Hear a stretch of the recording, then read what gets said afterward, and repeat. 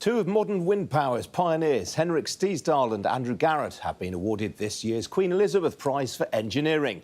The award, now in its second decade and often described as the closest thing global engineering has to a Nobel Prize, recognised the pair's achievements in advancing the design, manufacture and deployment of high-performance wind turbines, enabling wind energy to become a key part of the global energy mix. Well, with me now is Lord Browne, chairman of the Queen Elizabeth Prize for Engineering Foundation. Lord Browne, good to see you this morning. For those not in the know, sum up the achievements of these two gentlemen. So these two people have advanced the design of wind turbines and their application in the generation of electricity. From very early days where an amazing decision was made to make three-blade turbine wind farms as opposed to two-blade or four-blade, and really get efficient conversion of wind through to the scaling of what we see today, where a practical large-scale wind farm could have up to 16 megawatts generated from each wind turbine. When I started in this business, it was like a quarter of a megawatt. So the change is enormous, and they've done it for everybody. They have been the brains behind the enormous increase in wind power. And now, of course, it's producing around about a terawatt of energy a year, the same as solar power. It's extraordinary. I mean, what is also remarkable is that they started out in the late 1970s. I mean, this is not an overnight success story. It's not. And it's gone up and down. You know, the fate of wind has been very much in the hands of the price of oil early on, and it was too expensive unless the alternative energy was very expensive. But now it's competitive with almost any form of energy production.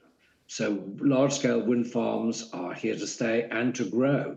I mean, I'd expect them to treble in output by probably the end of the decade, if not more. And we need that to reduce carbon dioxide.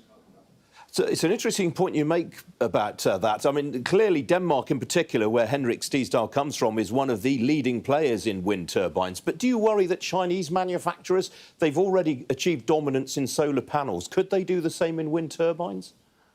They can if we just sit back and say we won't do anything. But clearly, there are strong competitors in America and Europe. Siemens and GE, for example, are very big providers of offshore turbines of significant scale.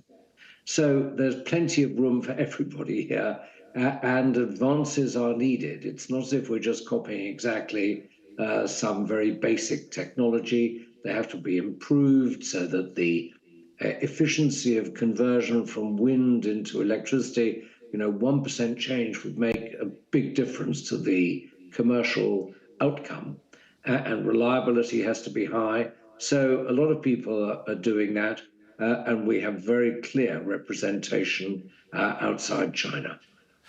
Obviously, Andrew Garrett has spent most of his career in the United Kingdom. Why is it, do you think, that the UK doesn't have its own indigenous wind turbine producer? I mean, we pulled out of this market quite a while ago.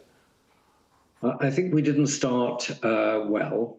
We pulled out of the market because we couldn't compete on the scale and therefore the cost reductions needed to compete. We started onshore. Onshore is a different matter to offshore. Onshore wind turbines are limited in scale, frankly, by the amount you can transport along a road.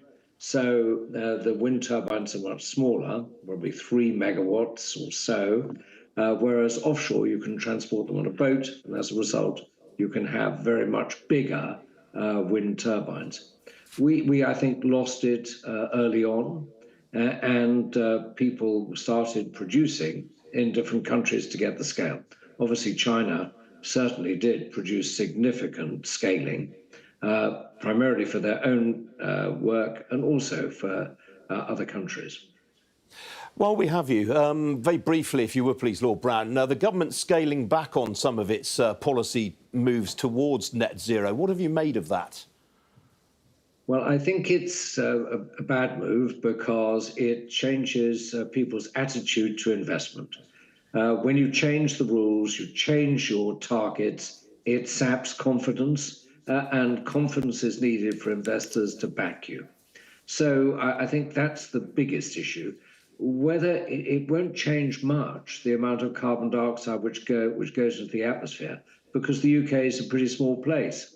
You know, on a really big day, we produce 1% of the world's carbon dioxide. So small changes in what we do will not make a difference to the global situation, but it will make a very big difference to the investment here.